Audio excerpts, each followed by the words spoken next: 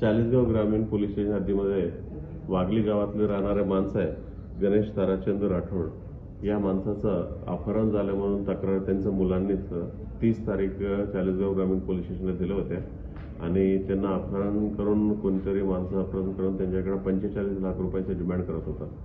मग गुन्हा दाखल झाल्यानंतर आम्ही गोपनीय माहिती आणि तांत्रिक तपास हे दोन्ही करून नांदगावात राहणाऱ्या 2 माणसांना चेस करून आपल्या पोलीस टीमने पकडल्या आणि दोन्ही माणसाचं नाव होतं एकांचा जयेश पाटील आणि दुसऱ्यांचा श्रवण भागोरे. आणि दोन्ही माणसाला अटक केल्यानंतर ही माहिती समजलं की हा चाळीसगावचा सिंधी गावातलं राहणारे एक जनार्दन आवारे या माणसं मास्टर माइंड आहे.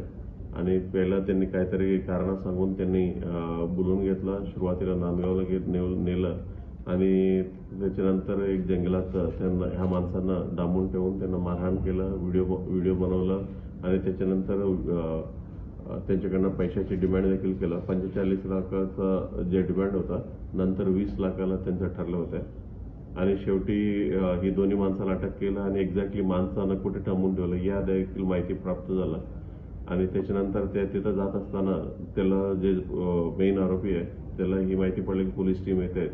मग त्यांनी गाडी घेऊन मुंबईच्या दिशेनं पळून जात होतं आणि पळून जात असताना ह्या जे जखमी होता ज्याला किडनॅप केला होता त्या माणसाला लासलगाव जाऊन त्याला माणसाला सोडून दिलं. मग विक्टिमला रेस्क्यू करण्याला सक्सेस झालेला आहे आणि 2 आरोपींना अटक केलं आणि 2 आरोपींना अटक करणं बाकी आहे.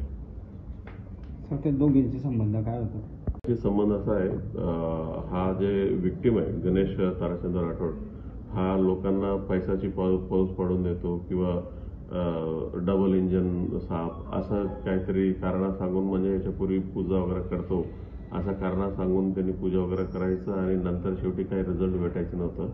म्हणून ह्याच्यापूर्वी 2-3 वर्षापूर्वी असंच कारण सांगून काही पैसा घेतला आणि पूजा वगैरे केला, त्याच्यामध्ये काय सक्सेस नाही भेटला म्हणून त्यांचा दोष होता आणि त्यांच्या कारणामुळे त्यांचा पैसा गेलेला आहे असं या विषय होता.